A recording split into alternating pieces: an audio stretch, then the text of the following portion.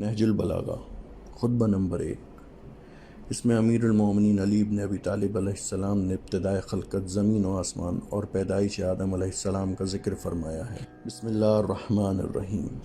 تمام حمد اس اللہ کے لیے جس کی مدح تک بولنے والوں کی رسائی نہیں، جس کی نعمتوں کو گننے والے گن نہیں سکتے، نہ کوشش کرنے والے اس کا حق ادا کر سکتے ہیں، نہ بلند پرواز ہمتیں اسے پا سکتی ہیں، نہ عقل و فہم کی گہرائیاں اس کی تہ تک پہنچ سکتی ہیں۔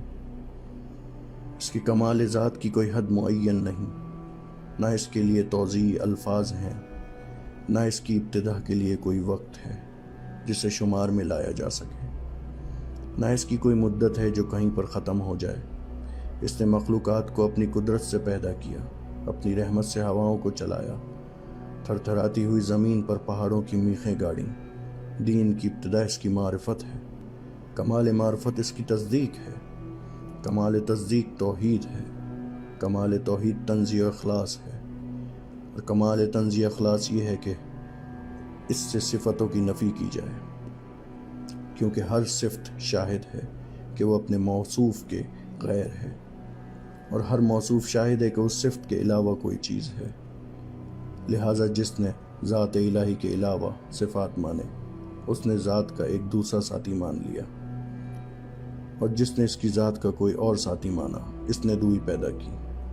جس نے دوئی پیدا کی، اس نے اس کے لیے جز بنا ڈالا، اور جو اس کے لیے اجزا کا قائل ہوا وہ اس سے بے خبر رہا، اور جو اس سے بے خبر رہا اس نے اسے قابل اشارہ سمجھ لیا، اور جس نے اسے قابل اشارہ سمجھ لیا اس نے اس کی حد بندی کر دی، اور جو اسے محدود سمجھا وہ اسے دوسری چیزوں ہی کے قطار میں لے آیا۔ جس نے یہ کہا کہ وہ کس چیز میں ہے، اس نے اسے کسی شے کے ضمن میں فرض کر لیا، اور جس نے یہ کہا کہ وہ کس چیز پر ہے،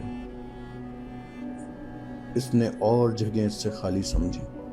وہ ہے، ہوا نہیں، موجود ہے مگر عدم سے وجود میں نہیں آیا۔ وہ ہر شے کے ساتھ ہے، نہ جسمانی اتصال کی طرح وہ ہر چیز سے علیحدہ ہے، نہ جسمانی دوری کے طور پر وہ غافل ہے، لیکن حرکات و آلات کا محتاج نہیں۔ وہ اس وقت بھی دیکھنے والا تھا جبکہ مخلوقات میں کوئی چیز دکھائی دینے والی نہ تھی۔ وہ یگانہ ہے اس لیے کہ اس کا کوئی ساتھی ہی نہیں ہے کہ جس سے وہ مانوس ہو اور اسے کھو کر پریشان ہو جائے۔ اس نے پہلے پہل خلق کو ایجاد کیا، بغیر کسی فکر کی جولانی کے اور بغیر کسی تجربے کے جس سے فائدہ اٹھانے کی اسے ضرورت پڑی ہو، اور بغیر کسی حرکت کے جسے اس نے پیدا کیا ہو، اور بغیر کسی ولولۂ جوش کے جس سے وہ بیتاب ہوا ہو۔ ہر چیز کو اس کے وقت کے حوالے کیا، بے جوڑ چیزوں میں توازن اور ہم آہنگی پیدا کی، ہر چیز کو جداگانہ طبیعت و مزاج کا حامل بنایا، اور ان طبیعتوں کے لیے مناسب صورتیں ضروری قرار دیں۔ وہ ان چیزوں کو ان کے وجود میں آنے سے پہلے جانتا تھا، ان کی حد و نہایت پر احاطہ کیے ہوئے تھا، اور ان کے نفوذ و اعضاء کو پہچانتا تھا۔ پھر یہ کہ اس نے کشادہ فضا، وسیع اطراف و اکناف اور خلا کی وسعتیں خلق کی، اور ان میں ایسا پانی بہایا جس کے دریائے مواج کی لہریں طوفانی اور بحر زخار کی موجیں تہ بتہ تھیں۔ اسے تیز ہوا اور تند آندھی کی پشت پر ڈالا، پھر اسے پانی کے پلٹانے کا حکم دیا، اور اسے اس کے پابند رکھنے پر قابو دیا، اور اسے پانی کی سرحد سے ملا دیا۔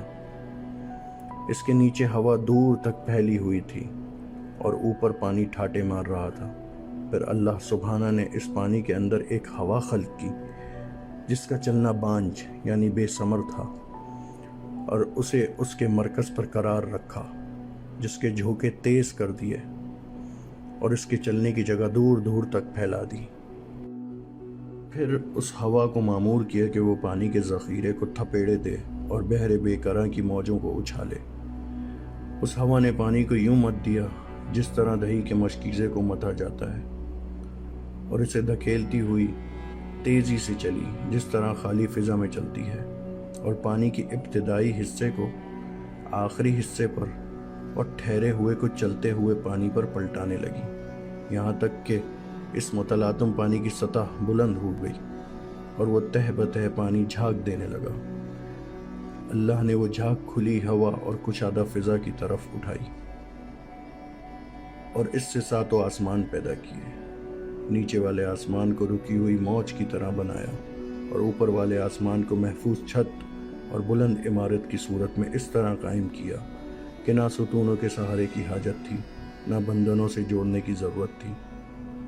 پھر ان کو ستاروں کی سج دھج اور روشن تاروں کی چمک دمک سے آراستہ کیا اور ان میں زو پاش چراغ اور جگمگاتا چاند رواں کیا جو گھومنے والے فلک، چلتی پھرتی چھت اور جنبش کھانے والی لوح میں ہیں۔ پھر خداوند عالم نے بلند آسمانوں کے درمیان شگاف پیدا کیے اور ان کی وسطوں کو طرح طرح کے فرشتوں سے بھر دیا۔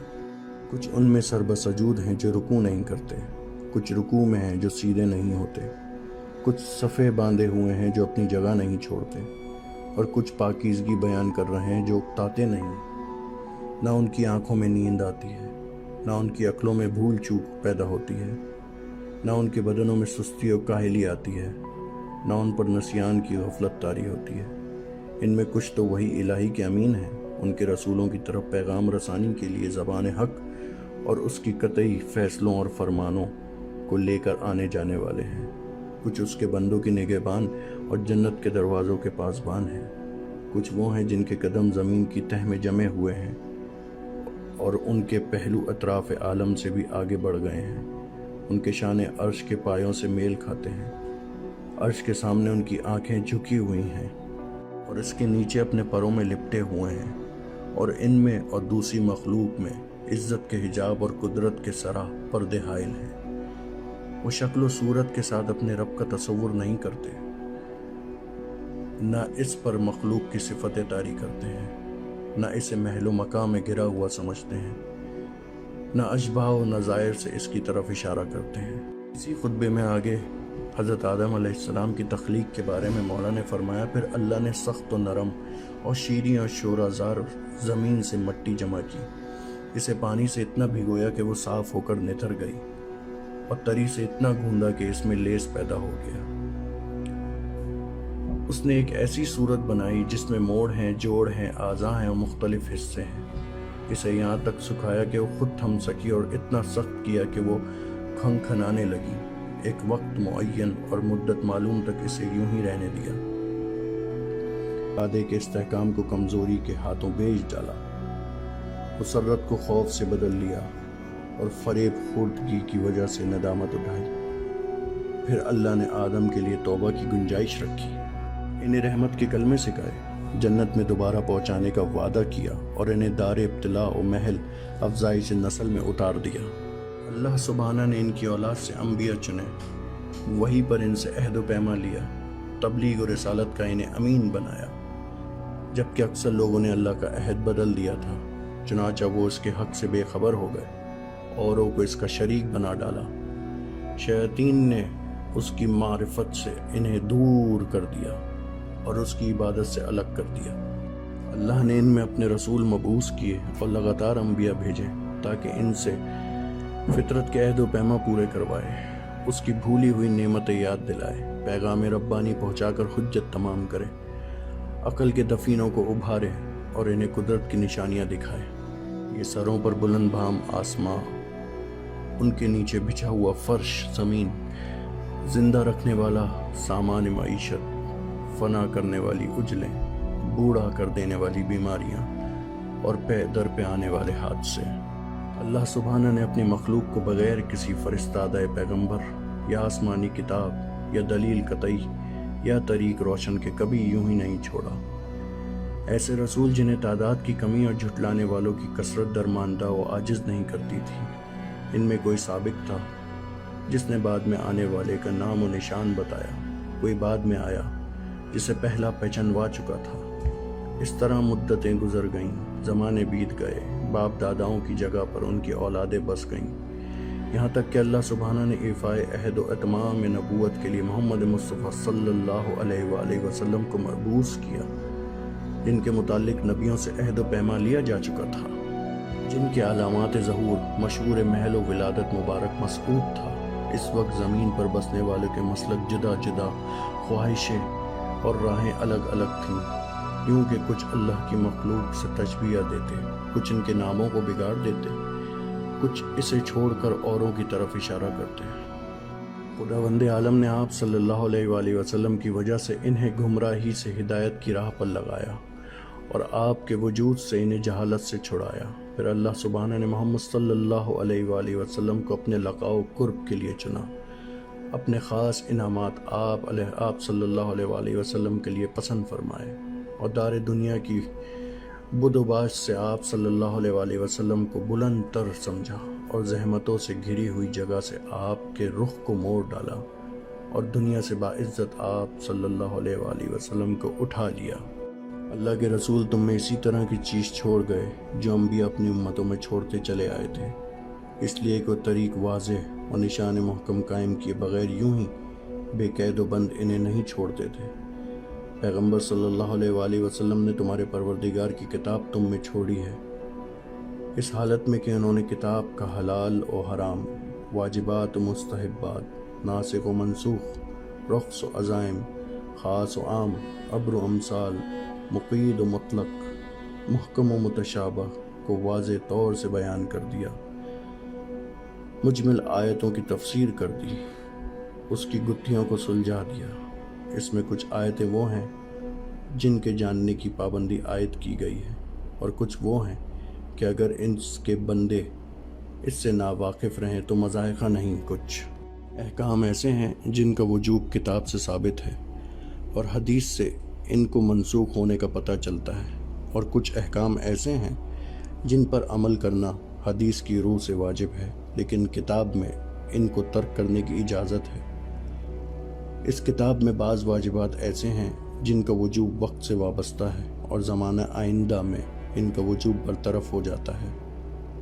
قرآن کے محرمات میں تفریق ہے، کچھ کبیرہ ہیں، کچھ کے لیے آتش جہنم کی دھمکیاں ہیں، اور کچھ صغیرہ ہیں جن کے لیے مغفرت کے توقعات پیدا کیے ہیں۔